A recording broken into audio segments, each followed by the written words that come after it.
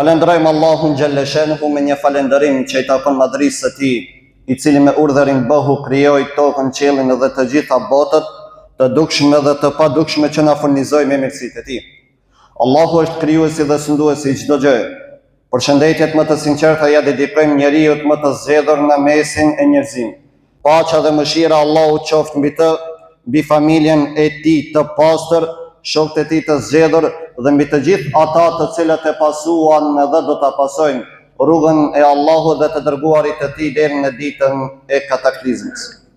Të dashur vëllezër, xhamat i vlerësuar, tema të cilën sot do ta shtjellojmë është martesa është sunnet i Muhammedit sallallahu alaihi wasallam. Shoqëritë ballafaqohen me shumë probleme dhe sfida. Disa prej tyre janë aq serioze sa që rrezikojnë vetë themelet e shoqërisë.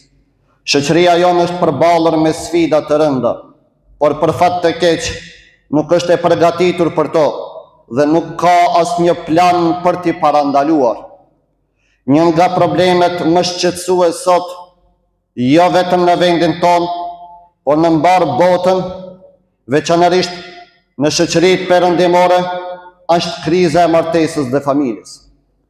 Të dhënat statistikore në vendin tonë janë shumë shqetësuese dhe na thrasin në vetëbesim që këtë problem ta marrim me seriozitetin më të madh dhe t'i qasemi në mënyrë të menduar mirë. Nga ne pritet që të veprojmë në përputhje me dispozitat e fesë sonë.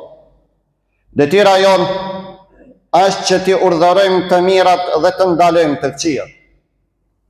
Të dashur vëllezër, numri i divorceve në nivel shtetëror po rritet nga viti në vit. Në vitin 2024 ishin 2450 raste. Çfarë është martesa? Juristët islam e përkufizojnë martesën si kontratë martesore të lidhur në përputhje me dispozitat e shariatit ndërmjet burrit dhe gruas, me vullnetin e tyre të lirë, me që rast fitojnë të drejtën të jetojnë në marrëdhënie intime halale. Islami, kjo fe e lartësuar, martesën e ka bërë obligim për disa njerëz, të rekomanduar për disa të tjerë e të ndaluar për një kategori tjetër. Martesa është obligim, farz për atë që ka kushte materiale dhe nuk është në gjendje të ruhet nga kurvëria.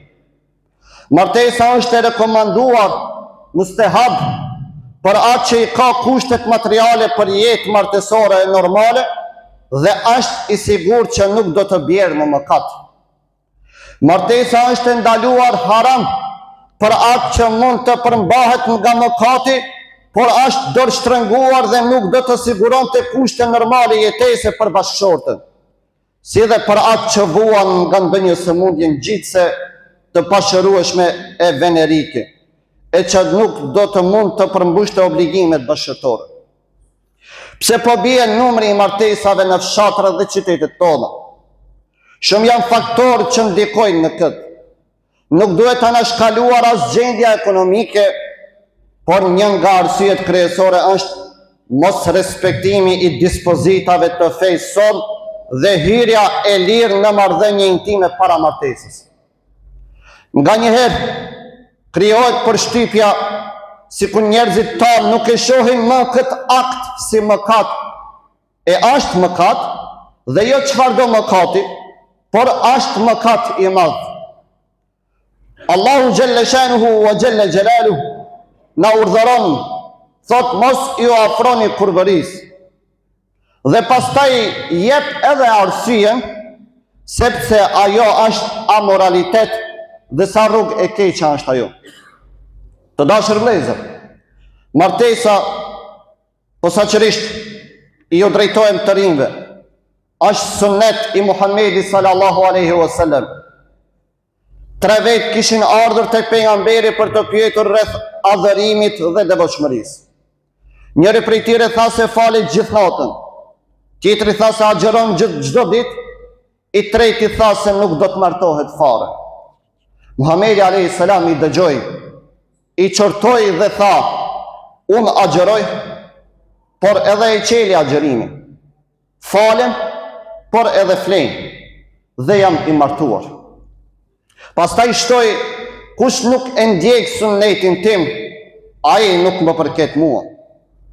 Martesa është ruajtësi më i mirë i moralit, i shëndetit, i familjes dhe i shoqërisë. Muhamedi sallallahu alaihi wasallam na mësoi se është e papranueshme që muslimani të largohet nga skena e jetës dhe të tërhiqet në adhurim të izoluar.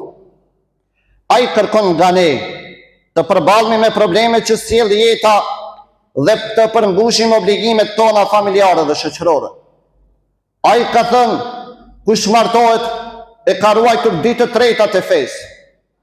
Kështu ka reaguar Muhamedi sallallahu alaihi wasallam ndaj atyre që iknin nga martesa në emër të adhurimit. Po çfarë do të thoshte ai sot për ata që nuk martohen, jo pse duan të kenë më shumë kohë për adhurim, por sepse atë që është halal në martesë e gjejnë jashtë kësaj institucione, prandaj nuk e ndjejnë fare nevojën për martesë, duke anashkaluar faktin se ajo që bëjnë është mëkat dhe mëkati i atill që në momentin e kryerjes së tij imani largohet. Vetëm vitin e kaluar numri i divorceve ishte 2450. Pse një këshill martësore dhe një këshilluese martësore përgjigjet në këtë pyetje, thotë kjo është përvoja e saj. Të rinjt hinë të papërgatitur në martesë, kanë pritshmëri jo reale dhe idealizojnë martesën. Nuk janë të gatshëm për kompromis, nuk ka sinqeritet dhe u mungon komunikimi i hapur. Janë të pranishme edhe problemet me familjen e gjatë, stilet e ndryshme të edukimit, si dhe situata ekonomike. Gratë sot janë të arsimuara, të punësuara, ekonomikisht të pavarura dhe më lehtë të vendosin për divorc, se sa më parë kur ishin të varura ekonomikisht nga buri dhe të detyruara të durojnë edhe forma të ndryshme të dhunës. Që të mos vijë deri te divorci aq lehtë dhe për ndonjë problem të parëndësishëm, është e domosdoshme të ndiqet udhëzimi i fesë sot. Zgjedhja e bashkëshortit është shumë e rëndësishme për një martesë të lumtur dhe të qëndrueshme. Muhamedi sallallahu alaihi wasallam na mëson se bashkëshorti duhet të zgjidhet sipas kritereve të bukurisë, prejardhjes, pasurisë dhe edukatës. E më pas na këshillon zgjidhe atë që ka edukatë më të mirë. Muhamedi sallallahu alaihi wasallam premton, kush martohet për shkak të pasurisë, Allahu do t'i jashtoj varfërinë. Kjo nuk do të thotë më do e mos se ai apo ajo nuk do të ketë para apo pasuri, ndoshta do të ketë edhe shumë, por do të ketë ndjesinë e pakënaqësisë. Kush martohet për shkak të prejardhjes, nderit, Allahu do ta poshtrojë. Nuk është parëndësi prejardhja e bashkëshortit, por më e rëndësishme është edukata që ka ai. A nuk ishte djali i Nuhit alayhi salam me prejardhje ideale? Të nderuar të rinj, bukuria është një cilësi që banon brenda njeriu, sepse me kalimin e kohës të gjithë do ta humbasim bukurinë e jashtme. Do të na pushtojnë rrudhat, do të zbardhen flokët, do t'i humbim dhëmbët, do të na dobësohet fuqia, por bukuria që buron nga edukata nuk humbet kurrë, pavarësisht kalimit të kohës. Madje ajo bukuri rritet në pleqëri. Statistikat tregojnë se në vendin tonë ka më së shumti divorce pas 15 ose më shumë vitesh martesë. Ndoshta këtë bukuri të pazakontë mund ta shpjegojnë një fjalë e urtë popullore që thotë: gruaja e mirë njihet në ditë të keqe, por edhe burri i mirë nuk e harron gruan në ditë të këqija.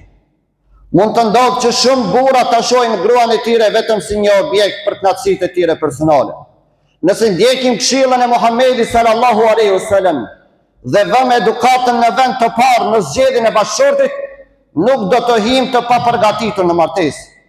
Nuk do të kemi pritshmëri jo reale.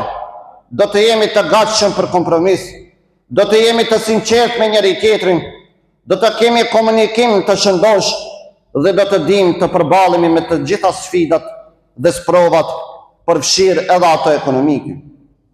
Do të dim që edhe martesa është adhurim, dhe do të dim se nga martesa mund të fitojmë të mira të përhershme, sepse një nga qëllimet e martesës është pasardhësit dhe një fëmijë i edukuar mirë është një e mirë e përhershme. Në fund, ta themi se divorci nuk është indaluar, por është vepra më e urryer e lejuar nga Allahu xhelle shanuhu wa xhelle xhelal. Do të thotë mund të ndodhë, por vetëm atëherë kur ai akt është zgjidhja e vetme. O Zoti i lartësuar, na ndihmo të jemi burra shembullor dhe baballar të përgjegjshëm për fëmijët tanë që i kemi emanet nga ty. Amin wa akhiru da'wana wa anil hamdulillahi rabbil alamin.